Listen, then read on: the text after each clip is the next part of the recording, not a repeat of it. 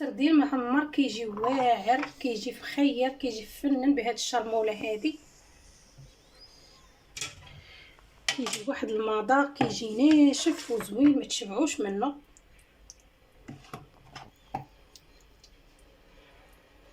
هاد الشرموله هادي الثومه الحامض، التتبيله كتجي فنن على هاد الشكل هذا.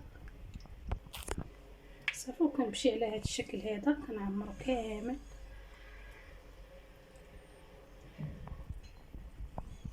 عرفتي واحد الريحه ديال الحامض يا سلام، كتجي فنه ما تشبعوش منه هاد السردين هذا.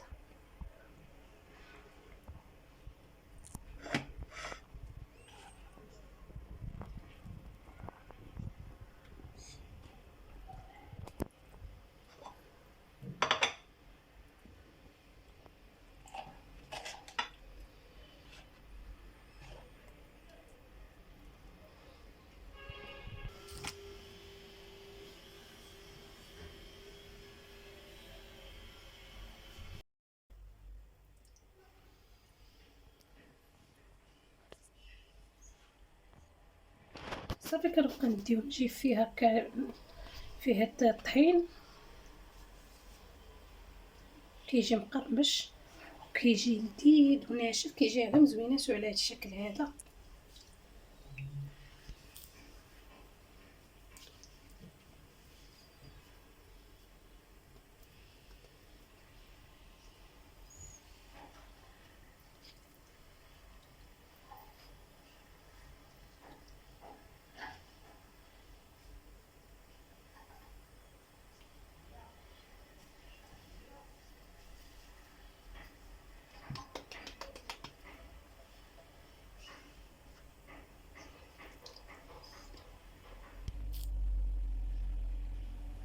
صافي ملي وجدت هاد الحوت هذا غندخلو للفران.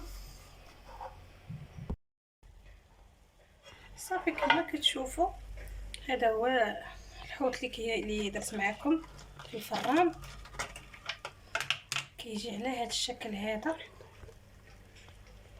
صافي هو هذا هاد السريتلات اللي درت معكم في الفران، كيجيو مقرمشين، كيجيو واعرين وكيجيو ناشفين على هذا الشكل هذا.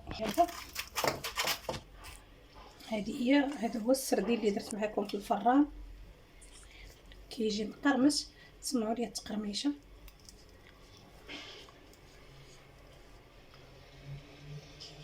وهذا هو داك الانشوبه الصغيره حتى هي راه درت ليها ديك التتبيله ديال السردين، كتجي ناشفه ما فيهاش الزيت، صحيه ودايره لها التتبيله تدخلات فيها مزيان. شوف كتجي على هذا الشكل هذا حتى هي راه ما كتشبعوش منها في الفران.